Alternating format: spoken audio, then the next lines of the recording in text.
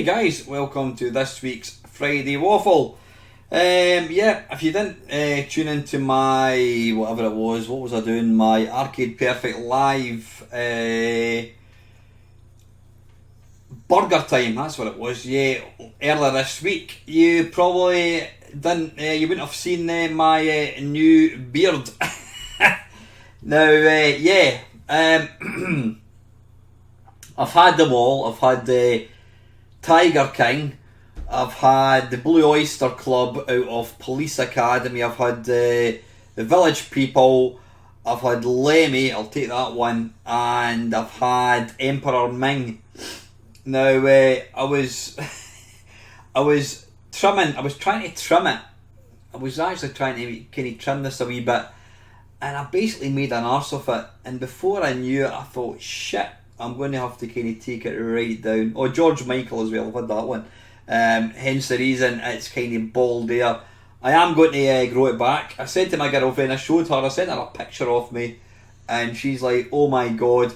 However, I did actually see her earlier this week, and she's since seen me in the flesh, and she's kind of getting used to it. But no, I'm going to be growing it back. This was a mistake. It wasn't intentional. So anyway, how the hell are you? Friday at long last. I've been quite an eventful week for myself. I started a new job on Monday. Like any job, I mean, it's not just a new job, it's a new company, it's a completely new thing. I mean, the job itself is something that it's similar to what I was doing, very, very similar to what I was doing, but not so much the problem is, but it's new systems, it's new people, everything, how you work is completely different. So I've been on multiple team video calls, and it's just been, my brain's kind of turned to mush. It's just been information overload, but you know what, I'm enjoying it, and I'm looking forward to getting to the stage where, you know, I know what I'm doing, I know the people, I know where to go, I know who to talk to. I think I'm going to enjoy the job. The great thing for me is it's not so much on my doorstep. I mean, the furthest site that I look after is about half an hour away. The other ones are about 20 minutes away. I get to work from home 2 days a week. So it's good. It means, although I've kind of got longer working hours, because I've not got the travelling, it means that I'm back. I'm actually, my working day's shorter. I'm back home earlier than I would be than I was in my last job, and I'm not having to leave at 7 o'clock in the morning. So really happy with that. I've also got a nice spanking new car. Not the car that I chose. It comes with a company car because you've got a lot of driving to do. It does come with a company car, and I've hired me a car. And what is it? It's a Hyundai, I would say Tucson, but I think it's Tucson. Hyundai Tucson. Yeah, it's a kind of like a RAV, a Toyota RAV. Nice car. I mean, it only had 1,000 miles or 1,900 miles on the clock when I got it. I will pay tax on that, but you know what, I shouldn't complain. So all good, enjoying the job, and because I don't have to get up so early, it kind of means that I don't have to go to bed quite so early as well, which is good. So from a gaming perspective, what have I been doing? I've been playing a lot in my new arcade cabinet since I've got the monitor kind of turned for vertical games. Really enjoying. It's amazing how much difference it makes having like a game like 1942 on a proper rotated screen. It really does make a big difference. So we've been playing that quite a bit. That's kind of been it. That's really been it.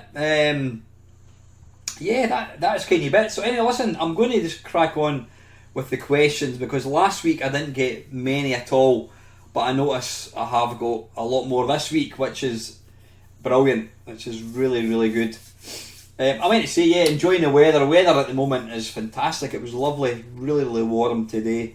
So anyway, I'm just going to crack straight on with the questions. So Mo Nasser, the classic question: What would you rather fight? One horse-sized duck or 200 duck-sized horses?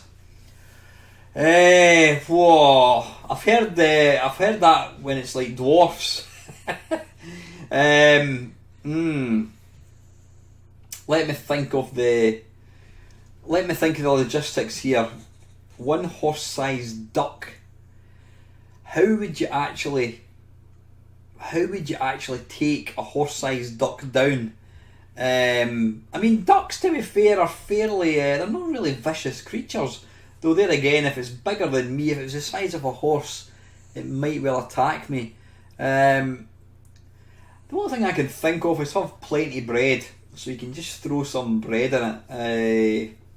But how would you kill it? How on earth would you actually hurt a horse-sized duck? 200 duck-sized horses. I think I would. I mean, horses aren't vicious animals. And I think, I mean, I'm sure I could probably outrun them if they're only duck size. And if not, I could probably kick them, stand in them, I could probably pick them up and throw them. So no, I think I would definitely take my chances with 200 duck-sized horses rather than one horse-sized duck. But I really, to be perfectly honest with you, I'd rather not take on any of these if at all possible. But yeah, I'll go for the 200 ducks. I don't know if that's the right answer or not. But anyway, yeah, thank you very much, Mo. Nice, interesting question. Neil Purdy, or is it Niall? I beg your pardon, Neil or Niall, if I've got that wrong. I think it's Neil Purdy. Up in 3D was great, as was Avatar. I'm really looking forward to holographic displays. Yeah, I was talking about. So we were talking about basically not gizmos. What do you call it? We're talking about things that are just. God, see, I'm getting older. I forget what I'm going to say. Yeah, 3D TVs, gimmicks. That's what it is. Dear me, I would never do well in a quiz show. Yeah, somebody was asking me about gimmicks, and I was talking about how like 3D TV, not even 3D TV, 3D TV, 3D films. I was talking about how, I mean, a lot of the films that I saw in the last sort of 3-4 years, basically since 3D became a thing, I saw a lot of films in 3D, but I would not be able to tell you. The only film I could tell you that I definitely saw in 3D was Avatar, because I think that was one of the first ones I saw. But since then, I've been to the cinema, not so much this year obviously, I've been to the cinema quite a few times, saw a lot of films in 3D, and I wouldn't even be able to tell you what they were, because after about 20 minutes, your brain, or my brain, just kind of switches off. And I mean, 3D TVs were like really, really popular for quite a while. Kinda, when would it be? Sort of, I don't know, maybe 10 years ago, maybe less than that.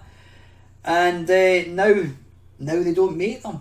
I mean, Sky had a 3D channel. It's no longer made. What is it? Why is it? Why have these things disappeared? Why has 3D kind of fallen by the wayside? Yeah, we're talking about VR. I mean, I don't compare VR at all with 3D, because VR is immersive. You're inside the game, you're turning around, you're looking behind, you're looking up, you're looking down. 3D films, 3D TV, whatever it is, you're just looking, it's like the depth looking into it, a bit like the 3DS by Nintendo. Are they still making that, by the way? I don't really know if they are. Did I see Up in 3D? You know what, I probably did. But again, Neil, I can't actually remember, because after 5-10 minutes, I just completely forget. I actually forget that I'm seeing it in 3D, and it just becomes kind of 2D. It's a weird one. Holographic displays. Yeah, a bit like Star Wars. I'm sure that's going to be the future. I'm sure that will be. I mean, things are going to move on. I mean, I'm sure VR is going to continue to evolve. But I think we will get to a stage where, I'm sure. I mean, they're probably already there. Was it Total Recall? I'm sure we're going to get to a point where you go into the house and you just, you'll say TV on, and your entire wall will just be a TV screen. You can have it. It might be a window. I'm sure, like in Total Recall, it's a window, but then it can also become a TV. You can, if you want to have like hills and lakes outside, you can basically change the background. I mean, when I was doing my Teams call today, I noticed there's a background thing, and you can basically overlay. It's kind of a green screen, and I've got to say it does actually work really well. You can overlay all these backgrounds. So yeah, it's quite clever. So the technology is kind of there, but yeah, I'm sure probably 10 years from now we will start seeing things like holographic displays. How that will work, I don't know, but yeah, interesting time. So anyway, thank you, Neil. Retronic Collector, hello Alan, your weekly Friday waffles are legendary on the tubes. I really need to catch up on them very soon. Hope you're keeping well. So I'll just read some more. Hang on a wee second. Best regards, Tony. Listen, Tony, nice to hear from you, buddy. I've not seen you for quite a while. Are you back making videos again? I'll need to double check your channel. I don't think the last time I think you were kind of concentrating more on like doing film reviews and that kind of stuff. But yeah, I will subscribe to your channel again, Tony. So thank you very, very much. As to me being legendary on the tubes, possibly what you meant to say was there's this tube called Mainmeister on YouTube. Yeah, possibly. But anyway, Tony, nice to hear from you, buddy. Yeah. Yoldy Gamer Steve, couple of questions for you. Number one, have you ever been interested in strategy games? And if so, which did you like? Strategy games, I suppose. Yeah, I mean, I've never hidden my lack of interest in like adventure games or games where you've got to build up things. I've never really been a fan of these. Even things like Dungeon Master, I never really got into them at all. I always wanted to, but I don't know. There's just something about me. I've not got the patience. I'll lose interest far too easily. But strategy games, I'm trying to think. Was there any real strategy games? I mean, I suppose if I think about something like Football Manager on the C64, loved that game. I also loved a game called Software Manager, which was it was also written by Kevin Toms on under the Addictive label. In Software Manager, you played the part of a software house, and you had to basically bring out games and market them, and you had to determine how much advertising you would have and what kind of budget you would have for programmers, and then you release the game and you hope to your game would go to number one and make loads of money. So I suppose that was a strategy game. So yeah, these ones on the C64, I can't think of any other real strategy games that I played on the C64.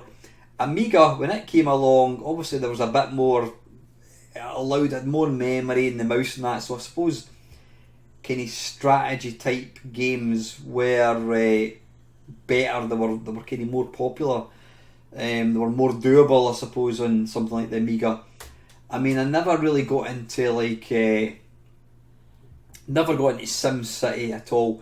I think the only games I remember strategy wise on the Commodore Amiga was I loved Dune 2. Absolutely loved that. Never got in the original, but Dune 2 was a cracking game. And then when the PC came along, I got into Dune 2, completed it again. I got into Command and Conquer. I got into Red Alert. I got into Warcraft. I got into Warcraft 2. Yeah, and that's kind of where I stopped playing these games. I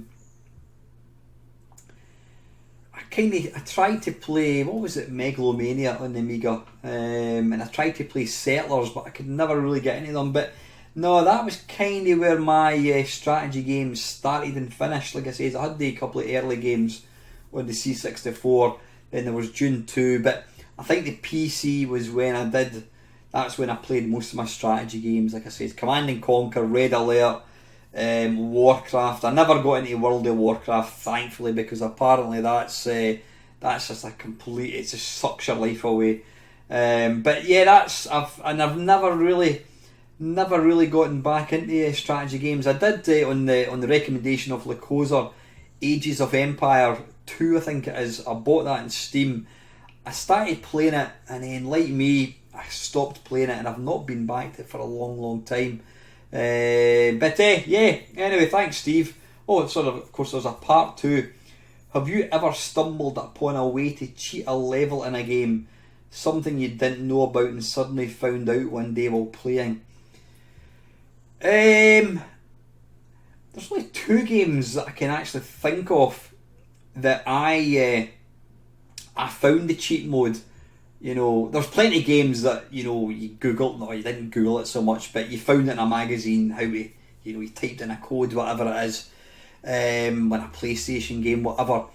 But one game on the C64, now I don't know whether it's a bug, and it's in Bruce Lee, and it's one of the last levels you get. You run from left to right, and you pick up the, I don't know what it is the yin-yang symbol.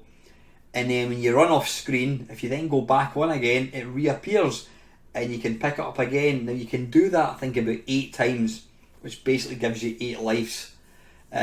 So yeah, that was something that I stumbled upon. I don't know whether that was a bug. Is that an Atari version? I don't know, but that's probably the only reason I managed to complete Bruce Lee, because I got all these extra lives. But saying that, it is kind of towards the end of the game. But yeah, Bruce Lee. The only other game that I can remember finding a cheat mode, and I remember telling my mates about it, and then a few months later it appeared in a magazine, and it was a game called Eco. Actually, that's a strategy game. It was released by Ocean Software. It was on the Atari ST, and you basically started off as like a spider of sorts, a sort of insect. And what kind of made it quite original, it was all wireframe graphics. So it was kind of like Elite, but it was, you know, insects and what have you. So you played the part of this insect, and then you had to like hunt for food and kill food, and then you could gradually evolve. You could turn into a spider, and then I think you could eventually turn into a cat or a mouse, and a cat and a dog. Then I think eventually you turn into a human being, but I never really got that far in it, because quite frankly it was as dull as dishwater. It seemed like a really amazing game, but it was actually really boring to play. But I remember playing it one day, and I don't know why I did it, but I found out that if you pressed, I can't remember what key it was maybe the tab button or the enter button, something like that, it gave you infinite energy and you couldn't die. And I told all my mates about it. I was really quite chuffed. And then I said, I'm sure I saw the cheat mode a couple of months later in a magazine. But yeah, that was Eco. So I think that was it. I can't think of any other games where I kind of stumbled upon a cheat mode. Oh, there's one other one. It's not a cheat mode as such, but again, it's probably a bug. And it's in the original Beachhead on the C64. When you're on the final level, where you're basically controlling tanks and you're moving from right to left, when you destroy an enemy, the score appears. So if you destroy a tank, it'll come up like 1,000 points. But what you can do is you can keep shooting the 1,000 points. It basically stays on screen for about 3 seconds. If you shoot it, you get 1,000 points, and it stays on screen for another sort of 3 seconds. So basically, shoot the tank, and then when it comes up with 1,000 point kind of indicator, keep shooting that, and you get 1,000 points each time. So yeah, that was another one that I discovered. I'm sure that is a bug. It's not really a cheat mode so much, but yeah, I think that's kind of it. Steve, so anyway, listen, thanks very much for your questions, Steve. Always appreciate it. And Mr. Ian Cullen, first world problems here with your 3 arcade cabinets. Question, I've recently picked up a new laptop and I'd be interested to know what emulators front ends you use during your live streams. Could you give us a list? Sorry, a list. Can't even talk properly. A list of your preferred software, either here or in the Discord. I use a thing when I'm doing my live streams. I use a thing primarily called GameBase, and it's a front end. It was a project that was started, blimey, probably about 15 years ago. I think it was kind of under the sort of Lemon 64 website, and it was a couple of guys that devised this front end. And what they wanted to do is they basically wanted to pull together a collection of virtually every Commodore 64 game they could possibly get. They wanted to get every version, they wanted to get all the tape versions, you know, so you'd have the original tape, you would have the US Gold tape, you would have the, you know, the sort of the multi-pack games compendium version, you would have the original disc version. You know, it was quite simply the quintessential Commodore 64 collection. It's now up to, in fact, I think it was one of the guys in Discord was saying that it's version 17 is due to come out shortly. I mean, the one that I use at the moment, let me just load it up just now. I'm running version 15. Like I said, on the Commodore 64, I think there's 25,000 games which it supports. I don't think I've ever actually found a game that it doesn't have. I mean, from a sort of a archive point of view, it is brilliant, absolutely fantastic. But anyway, yeah, to kind of get back to what you're saying, Ian, I use this GameBase, but GameBase is just a front end. It is horrendously difficult to set up unless it works first time. It should be fairly simple. I have done a video of how to install it way back. Just do a quick search in my channel, just type in MainMeister space GameBase and you'll find it. But yeah, I mean, what you can do is if you can just kind of use Google, there are some really clever people that have put together all these really good collections on GameBase, and basically all you need to do is download it, unrar it, and then move it into the GameBase directory, and then it's just kind of already set up. All you have to do is just set up the directories, so you basically point, you know, to where the games are stored, where the extras are stored, where the screenshots are stored, stuff like that. But yeah, in the main, let me think, Amiga emulator wise, I use a thing, it's called FS, let me just find it. It's called, I'll just load it, the popular Amiga emulator is called WinUAE, and this one I think is called FS UAE. It's basically, they've taken the same emulator, but they've just wrapped it up in a much easier sort of front end. It's really, really nice. Just Google it, FS UAE, I think it's called. There it's here actually. Yeah, it's called FS UAE Launcher. It uses all the hard disk images, which are quite easy to find. Just Google WinUAE hard disk images or WHD hard disk images for the Amiga. It makes running WinUAE a lot easier. So that's what I use, FS UAE for my Amiga. Amstrad, I use one called WinApe, WINAPE. It's a good emulator, but what I've found is you've got to, rather than try and use GameBase, you've got to kind of go through the WinApe thing itself, go to file, open disk, etc. But it's a really nice emulator. So that's what I use for Amstrad. I'm not going to go into details with Apple and that kind of stuff, but Atari 2600, you use a thing called Stella. Yep, there's not that many emulators for the Atari 2600. There's one called Z26, but I prefer Stella. That seems to be the one that works really well. Let's see what else is there. And I've just closed it down, which is stupid.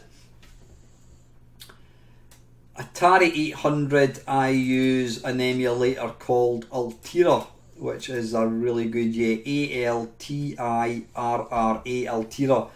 That's a really good emulator. I think that's the kind of go-to Atari emulator. There is also one called Atari 801, which I used to use, but I think this Altira is probably the better one to use. Let's have a look.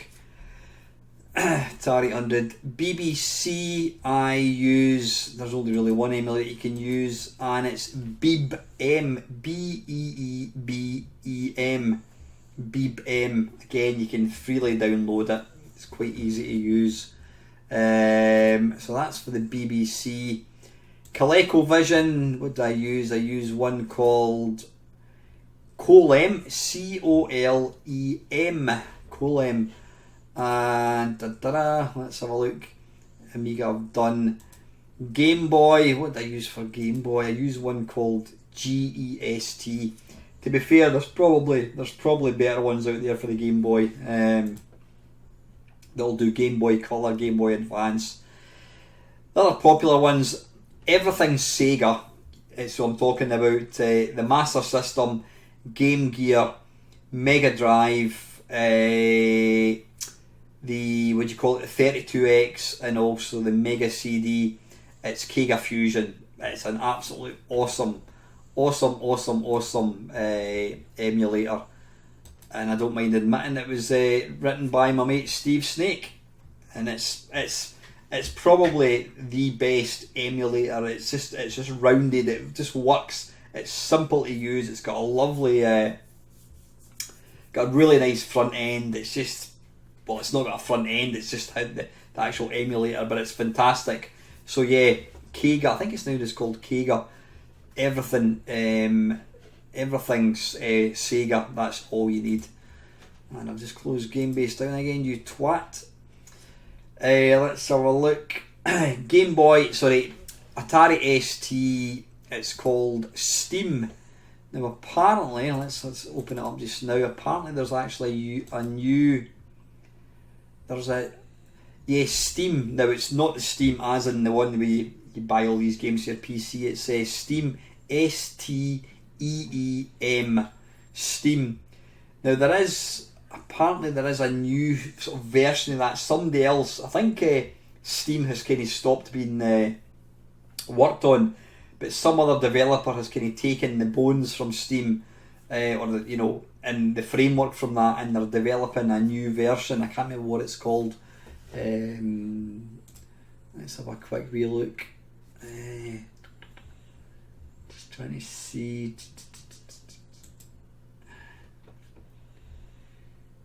No, I can't remember. But yeah, if you just Google Steam, S-T-E-E-M, there is a kind of new version of that. But that's kind of the go-to one for the Atari ST. I don't think there's any real other alternatives. There's one called Saint. But I don't know if that's getting worked on. But Steam's definitely one you want for the Atari ST. MSX. The one I did use is called Blue MSX. All one word. It does work well. It can be quite fiddly to get working sometimes. Thing is, there's a thing called RetroArch, which I know you'll know what it is, Ian. In fact, everybody watching this video will know what RetroArch is. RetroArch is an all-in-one downloadable package, and what it allows you to do is you can download, within RetroArch, you can download cores. Core being like an MSX core, a ZX Spectrum core, Commodore 64, Atari ST.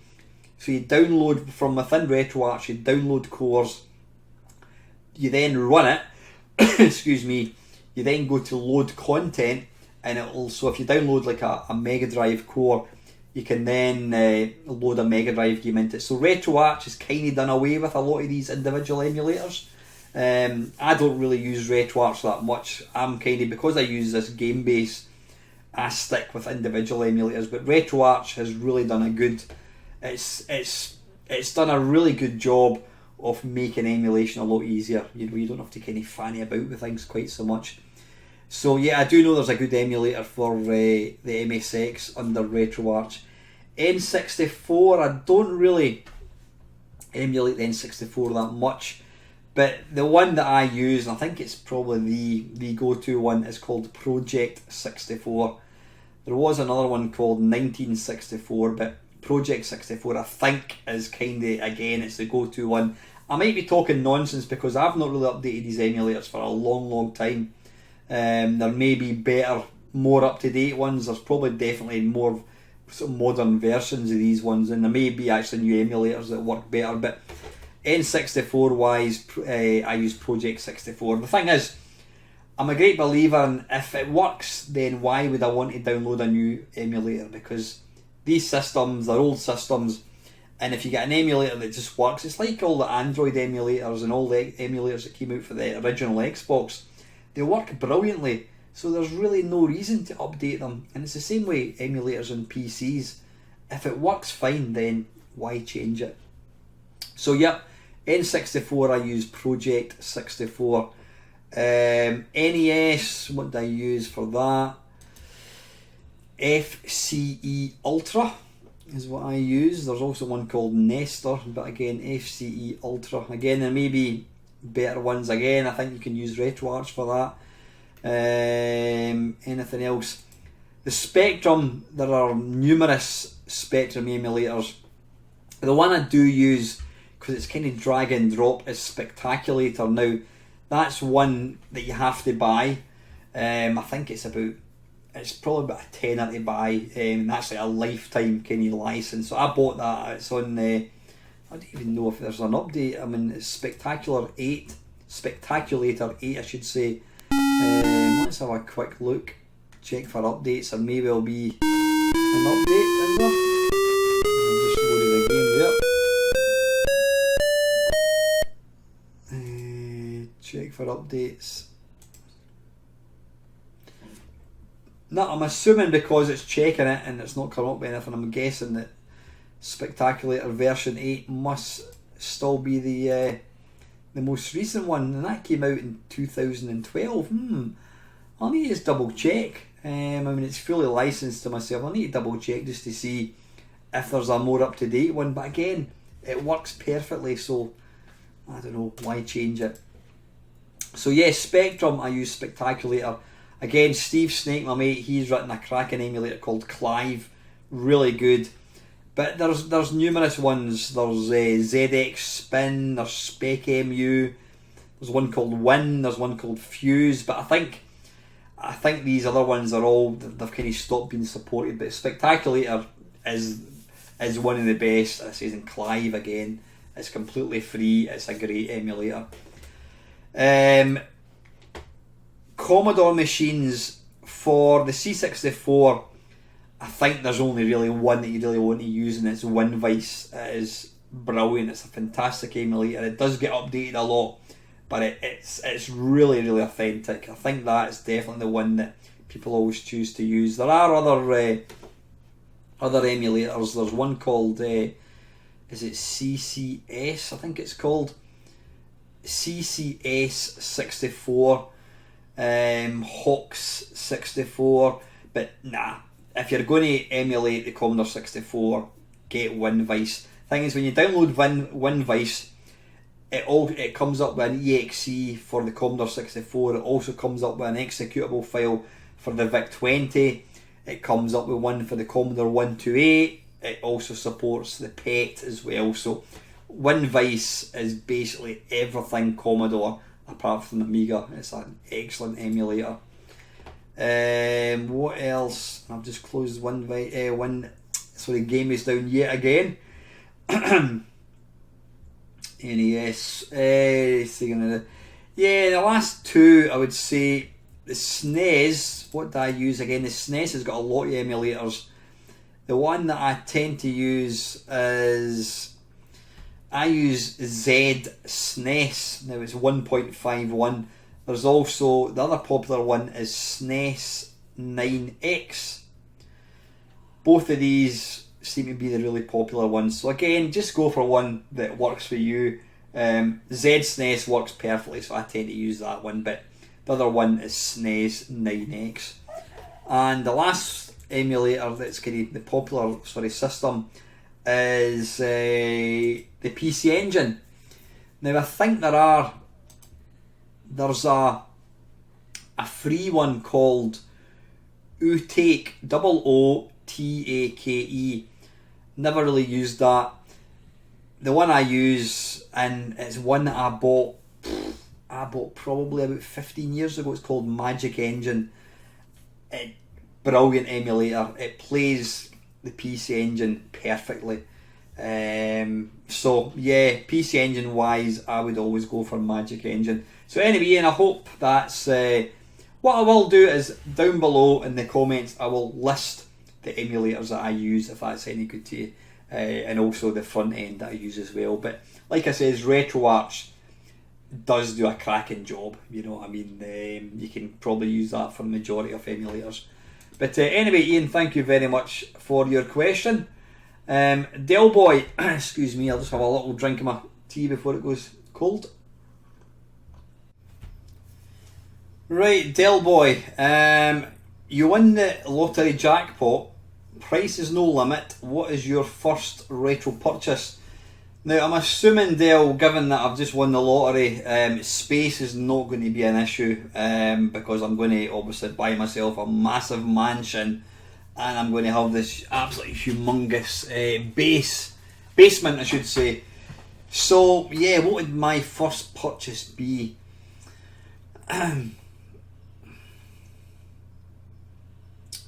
What would it be? I think it would be an original Galaxian, and then the thing is, it wouldn't just be one. I would. What would I get? I would want an original Galaxian. I would want an original 1942, original Commando, original Track and Field. In fact, I would probably just go daft. What I'd probably do is I would go into MAME, and I would just have a look at. I would pick off 100 of my favourite arcade cabinets, arcade machines, and I would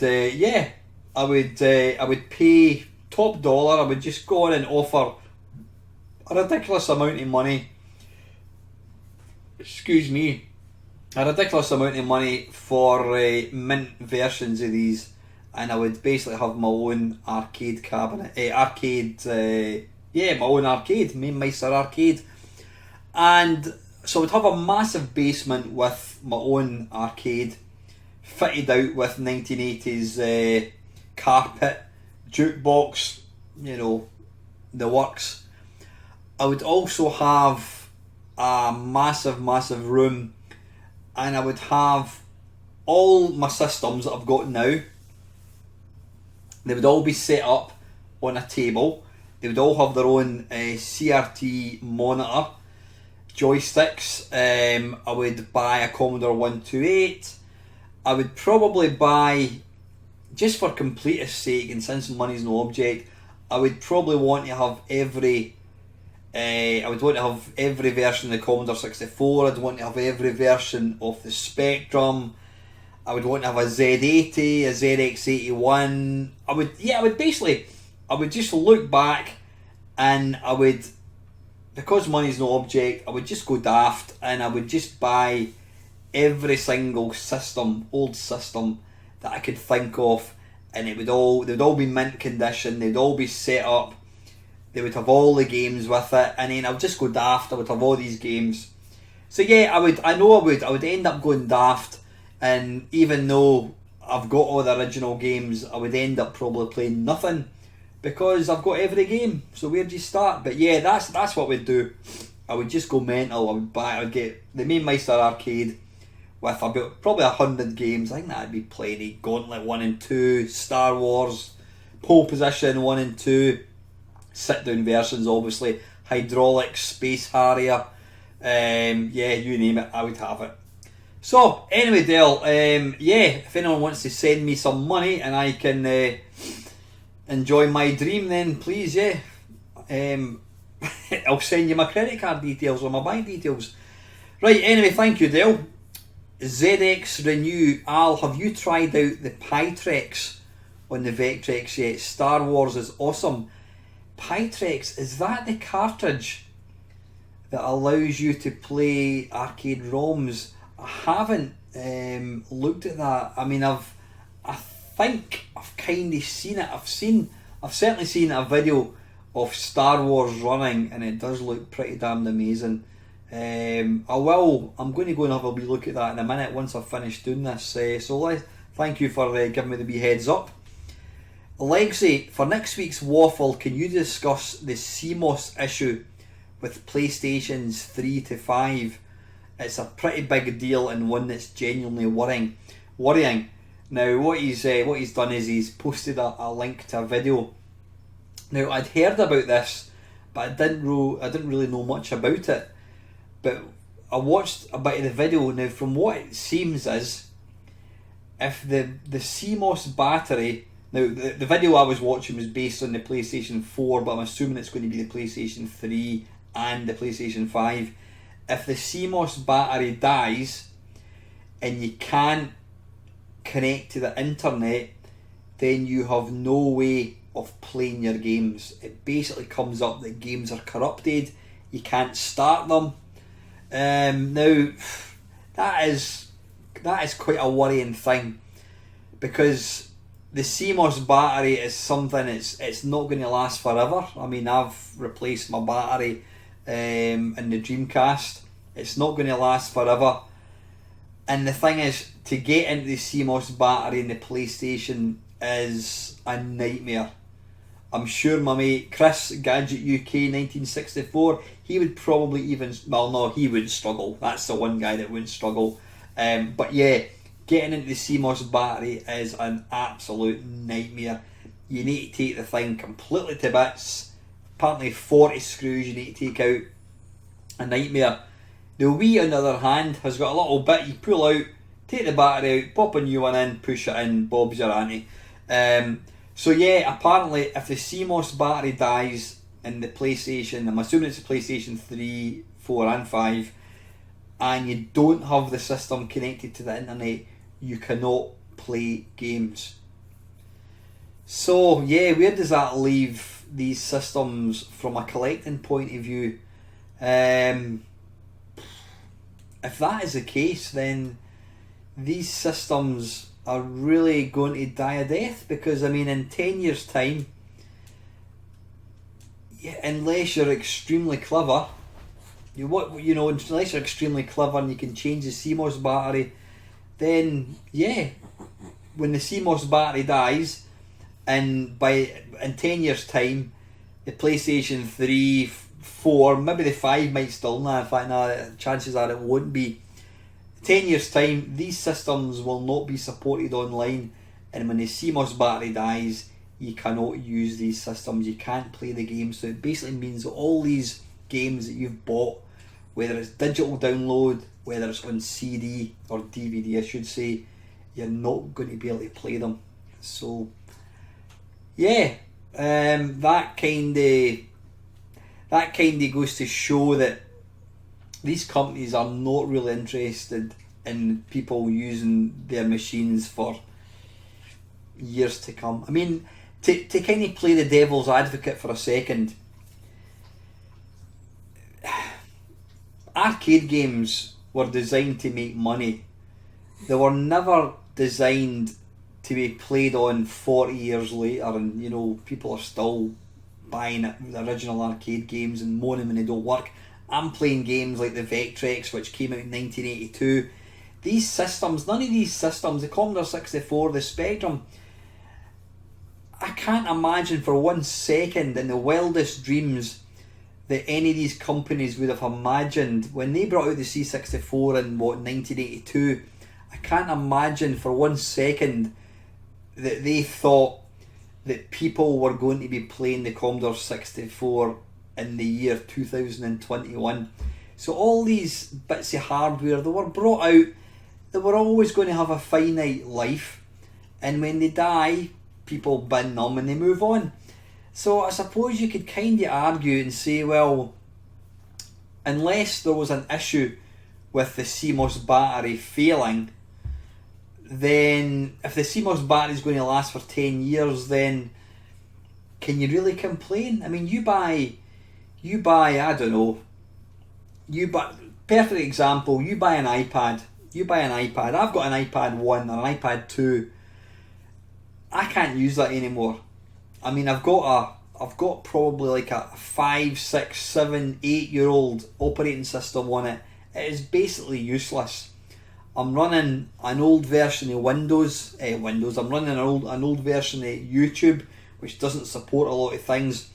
The only things I can do in it are run some old games. I can't use it anymore. So, you know, for us to kind of complain about a PlayStation 3 not being usable in a few years' time, is that really a justified complaint? For 99% of people who own these systems, people who own the PlayStation 4 will not give a toss whether the PlayStation 3 works. They don't care. They want a PlayStation 5. When the PlayStation 5 is superseded, they're going to move on to PlayStation 6. People like that don't care. So I would imagine that for the majority of people, these systems are still going to work because the CMOS battery is still going to last.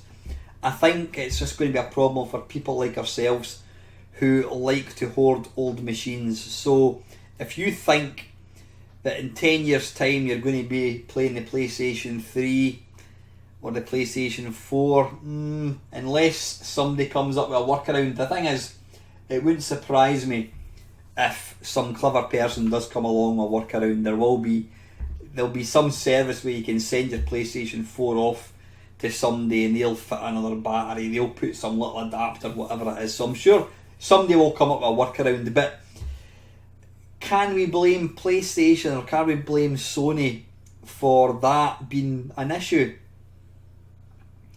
Unless it happens within the lifespan of said machine, I don't think we can really complain about it. I've not heard of anybody having any problems right now, but it's interesting. So yeah, are these machines going to be collectible in 20 years time, 10, 20 years time?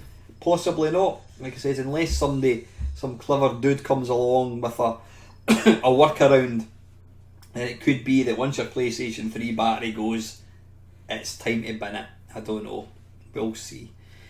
Anyway, thanks Lexi for mentioning that.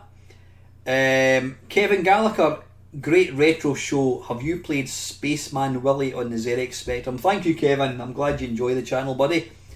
Spaceman Willie. I assume you're not talking about Jet Set Willie, whatever. I can't say I've heard of it. I haven't played it, but I will go and check it out after this. After recording this waffle, Kevin, so I'll check it out and I'll try and remember to let you know next week. Skywalker Ranch, walking will get the weight off too and is better for your knees. Yeah, I was going on about how I've kind of been, I wouldn't say piled on the weight, but I'm certainly a wee bit chunkier looking than I was a year ago or 2 years. Well, yeah, a year ago in fact. I have started cutting out bread over the last week. The gym opens on the 26th of April, so I'm intending to get back to the gym. And I've tied up with a mate that I've not seen for about 3 years, and we're actually going out for a run on Sunday, and he lives quite close, so fingers crossed I'm going to be able to get back running again. We'll see, we'll just wait and see, but it will be nice to have somebody to run with. Because yeah, that makes things a lot easier. Holly, you jammy bugger, 3 arcade cabinets. I'm going for a sulk. Yeah, what can I say, Holly? I mean, this time last year I only had one. And then yeah, I managed to pick up a second one about 6 months ago, and then the last one just kind of happened. Yeah, got to say, I love having the 3 of them. It's one of these things, once you've bought one, it's like, oh. But yeah, if you're ever up this neck of the woods, Holly, you're welcome to come to the main Meister arcade and have a shot. Mr. Morrison, being around the same age and having similar issues, I can tell you that cutting down on bread definitely does help. I eat much less bread now, and although they're a right fanny on, I think that's a Newcastle thing. I think that means pain in the arse. Wraps are a good substitute. I was at my heaviest weight ever in January, so from February the 1st on, I've cut out about 90% of the bread, biscuits, sweets and crisps that I used to eat, and I'm doing a lot more walking, sometimes only 30-45 minute walk, but they all help, absolutely. And I've lost 10 pounds so far. Good stuff, Paul, excellent. Walking is easier as a result, and I definitely feel better and fitter. I'm sure you will crack it. Yeah, I'm sure I will, Paul, I'm sure I will get back to normal. Down the rabbit hole, welcome back, Kev.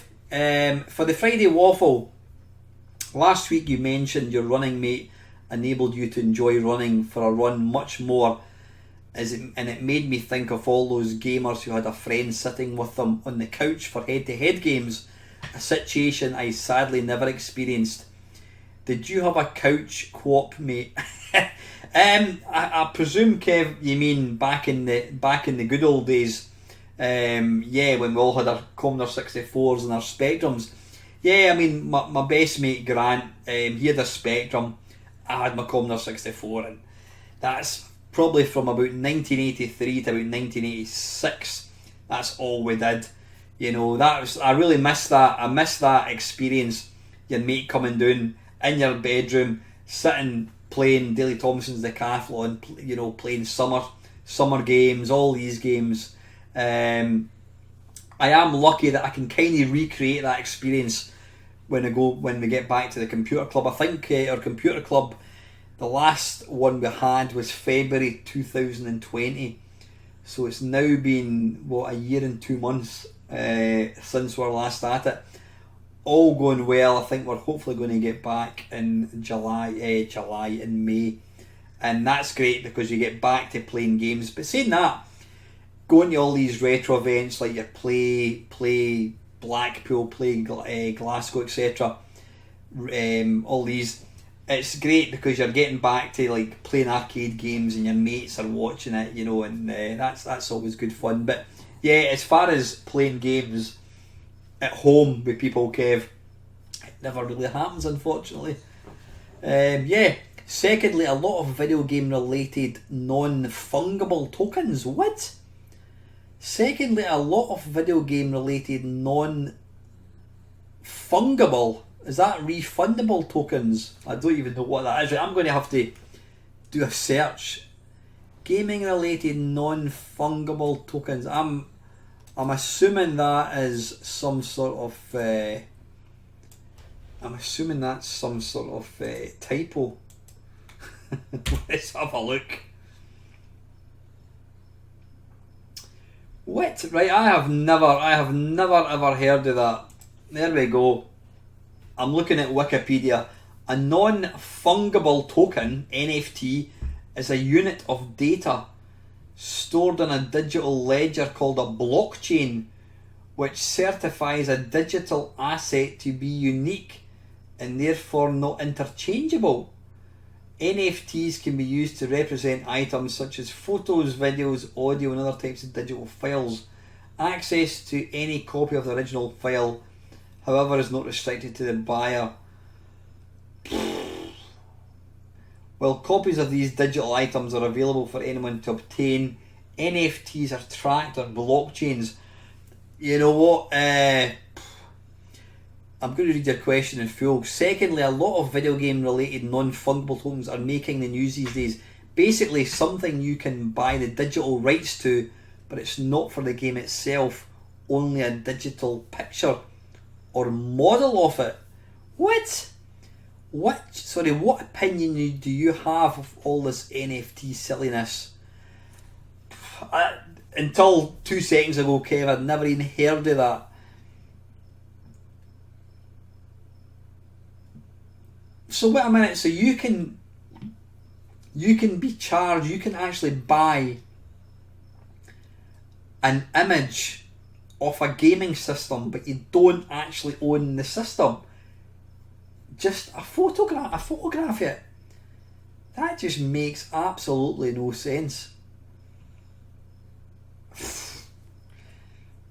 Utterly bizarre. Absolutely bizarre. Would I ever spend money for a photograph of something? Unless it was a Mona Lisa. Not at all. Anyway, listen, Kev, It just sounds absolutely bizarre. That's a bizarre thing, that, yeah. I don't know. Yeah. I think the internet, I mean, the internet's a wonderful thing. I mean, I wouldn't be doing this if it wasn't for the internet, but I don't know. There's, when it comes to gaming and purchases and all that, you know, the fact that you can,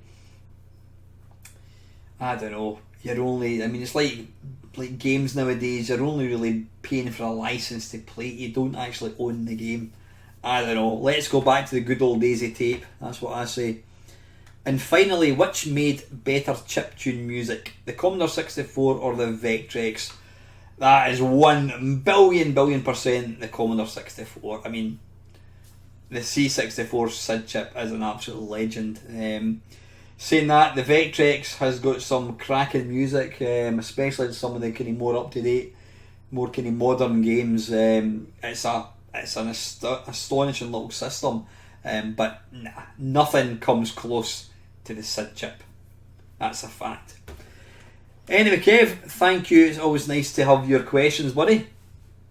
And Milthy Swinbuckle, question for the next waffle. Because video games are now part of everyday life like TV, sport, music, etc., and are not just played by spotty teenage boys in their bedrooms, though this stereotype was a bit exaggerated in the past, do you think that a course should be set up in schools and universities that teaches the history of gaming? I mean, yeah, I would absolutely say so, because I mean, thing is, I don't. You can't. Well, not that I'm aware of. There's not a. They don't teach the history of films in schools, but I think it is something that's going to happen eventually. I mean, I suppose there is like you can do a degree on like sort of media and that kind of stuff, which will include films and that kind of stuff. But absolutely, I mean, games should have the same importance in history as films and music. You know, sadly, regardless of how mainstream they are, they're always still going to be looked at as this kind of, you play video games, what age are you? You know, are you, they're for kids. I think that perception has changed a bit, but I don't think video games will ever have the coolness of being into, like, I don't know, Pink Floyd or whatever, you know, Depeche Mode or classic rock, Deep Purple. You know, people think you're cool if you're into that kind of music. I don't ever see, possibly being into real classic golden age video games, you know, from the golden era, Space Invaders, Pac-Man. Maybe there's a bit of coolness attached to them, but not to the same extent as music. But yeah, I mean, absolutely, Milthy. I think gaming deserve a place in our history, and I think people like Down the Rabbit Hole and myself, Panther UK, all the people that make YouTube videos based on gaming, they're all adding to the history of this hobby. So when myself is long gone, hopefully somewhere my videos will still be available to watch, because at the end of the day, I'm talking about stuff that is relevant, and in 30-40 years time, people are going to look at me and go, who the hell is this guy? Oh, wait a minute, this guy's talking about Space Invaders, he's talking about the Vectrex. So yeah, video games are here to stay, absolutely. Although if Sony have anything to do with it, with our CMOS nonsense, maybe not for much longer. But anyway, listen, Milthy, thank you very much. Panther UK, good waffle squire, exercise, screw that malarkey. Music in games is very important for me. Can't beat a banging tune and a shoot 'em up to get the blood pumping. Now that's my kind of exercise. Yeah, I mean, I think I maybe kind of came across a wee bit wrong. It depends on the game. I think if the music track is really good, then it really adds to the atmosphere of playing the game. If it's not very good, then I'd much rather turn it off. I do like to have sound effects as well. But yeah, I mean, some of the classic games, like I says, you take C64 Commando. take away the music, and you're left with quite a lacklustre game. I mean, it's a decent enough game.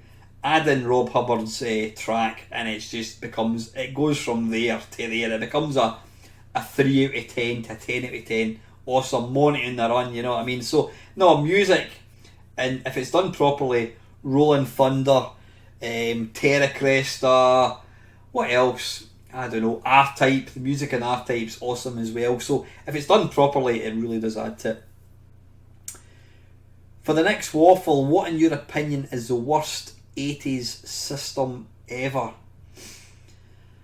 Oh, I mean, the thing is, people regard there's a lot of systems that people say, yeah, that was a failure. People talk about the 32X, that was a failure. The Jaguar was a failure. These systems weren't bad, they just weren't supported. You know, the Dreamcast was technically a failure. The Dreamcast is an awesome machine. I mean, it really is. Was there any one system that was just rubbish? I'm trying to think. I mean, not the ZX81, the Atari 2600. I mean, looking at it now, I mean, I was playing that on my Sunday stream. Looking at it now, because I never had one, I don't have the nostalgia for it. I would look at it and go, yeah, it's a bit pants. Would I want to play it now? Nah, not really. But you need to bear in mind it came out in 1979. You've got to remember that. You can't compare it. You can't look at an Atari 2600 now and say, yeah, it's a shit system.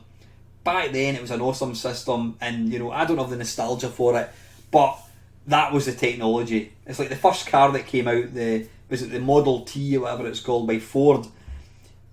Look at it now, it's shit. But back whenever it came out 200 years ago, it was awesome. So you can't compare that. But was there an 80s system that was rubbish? I mean, I've actually got two of them. It was what was it called? Is it the Odyssey? No, the Philips video pack.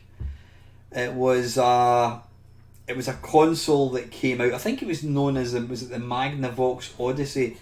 It came out in the UK, called the, what do you call it? Yeah, I can't even remember the name of it again. The Philips video pack it was called, and from what I gather, the games were pretty crap. The games were pretty crap. I think there was a decent game. Was it Munchman or something? That was alright. But yeah, that was quite poor. I think the Aquarius was quite a poor computer. One machine that I was quite surprised at, and people look upon it as a kind of failure, was the Auric. But it was actually quite a good machine, and if you actually look at some of the games, they were pretty good. Any other consoles that I can think of? I'm going to be controversial here. I mean, yeah, it's technically the 80s, I think, or was it? Did it come out in the 90s? Maybe. One system that came out and it was virtually unplayable, and it was the original Game Boy Advance. Fantastic system. It was like a SNES, a portable SNES.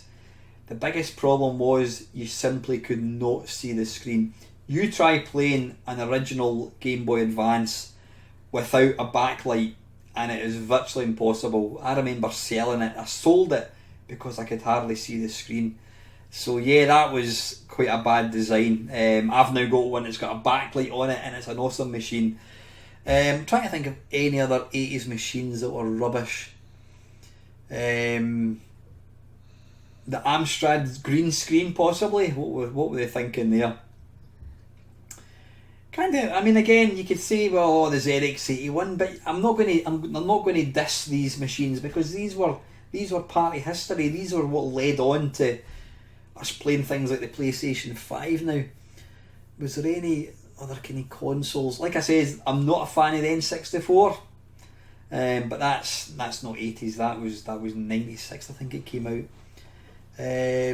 Again, failed systems. People would totally dismiss the Jaguar. The Jaguar's actually a great machine. I've got a lot of love for the Jaguar. Yeah, a lot of the games, most of the games are rubbish, but it was a good system and done properly, like Tempest 2000. Great system. The Virtua Boy, the sort of the kind of VR system by Nintendo. People would pan that and say it was terrible.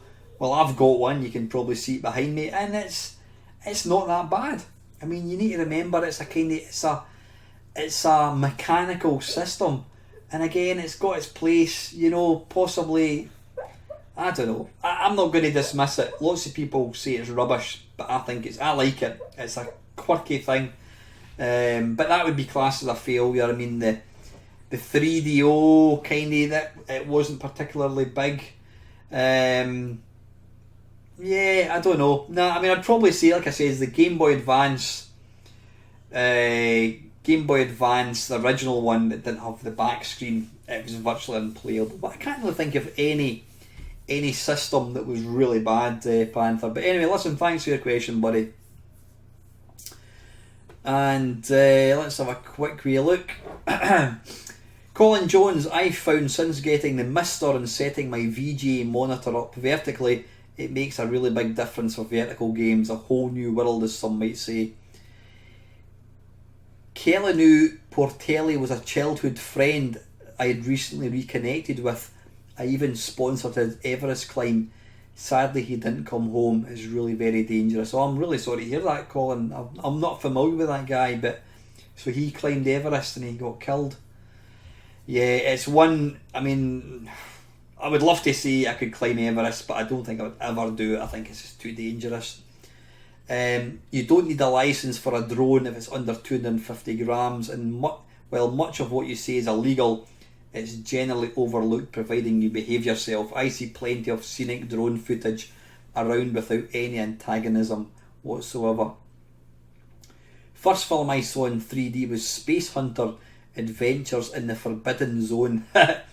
Best film I've seen in 3D was Coraline. Oh, right. Which, unlike most films that are post-processed to 3D, was actually a film in 3D. Well, I'll need to have a wee look for that, actually. Because I have got a collection of 3D films which I can watch using my VR. So I'll need to have a wee look for that, actually. Waffle question, money no object. Where in the world would you most like to visit? And where in the world would you most like to live? I've always had a fascination for Japan, the Middle East. I don't know, it's probably a bit cliched, partly down to being a video gamer, and partly because of the nostalgia I have for like Bruce Lee, the Karate Kid. But I'm fascinated with their kind of culture. I would love to go to Japan, go to Tokyo.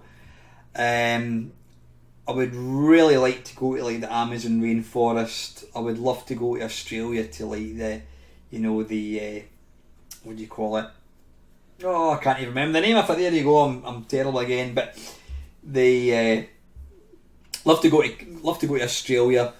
I would love to, living wise, I don't know. I think the Great Barrier Reef. By the way, that's what I was thinking about. I would love to live in Canada. I think there's just something. I don't know if any of the guys that watch my channel, if any of you guys are from Canada, you watch my channel, please let me know. It'd be nice to have somewhere that I can come and stay for an extended holiday. Wink, wink, wink. Yeah, there's something about Canada. My dad actually went to emigrate to Canada, but he got homesick and came back. And basically, if he had stayed out there, I wouldn't be making this video because I wouldn't be born. But yeah, Canada, I always think it looks like a lovely, lovely place. And I've always had a fascination for New Zealand as well.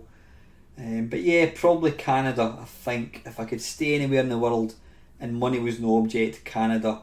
And like I say, visiting wise, love to visit Canada. I'd love to say the Great Barrier Reef. I would love to visit most places in the world actually, and just see how, get to see it before I kick the bucket. So anyway, Colin, thank you very much. And finally, Ray C. Just watch the first 7 minutes of the waffle. Concerning your diet, try gluten-free pasta or bread. I run many miles each week and really notice a difference. Just Google wheat belly. Good luck with your new job. Actually, Ray, I have now got wheat belly. Not literally I've got a fat belly, but I bought the book on your recommendation, so I've kind of just started reading it. I'm interested to know, Ray, did you find, before you went gluten-free, did you find that when you were running you were getting really bagged up, and do you reckon that was down to like eating pasta and bread and that kind of stuff? And if so, when you became gluten-free, how long did it take before you noticed a difference? And with the weight loss and even like running, did that make a big difference? I'm interested to know, because I've not given up on the running yet, especially the fact that I'm going to be running with my mate on Sunday. But I am trying hard. I've still got a lot of food in the house which has got wheat, which I want to finish. I don't want to throw it out, but I do want to try and eventually hopefully become gluten free. But I'd love to know, Ray, how do you find it? How did you find it before? How did you find running before? How many miles a week do you actually run, Ray? Like to know that, but be interested to know how you found running before you went gluten free and how you found it since then. That would be great. So anyway, listen guys, I'm going to get going. I hope you have a really good weekend. Thanks as always to all your support. I really do appreciate it. I will be back on Sunday, usual 6 o'clock until 8 o'clock. I've not decided what the topic's going to be, what edition or theme it's going to be. I'll have a think and post it in Discord and on Facebook. So anyway guys, have a great weekend. As always, thank you very much for watching.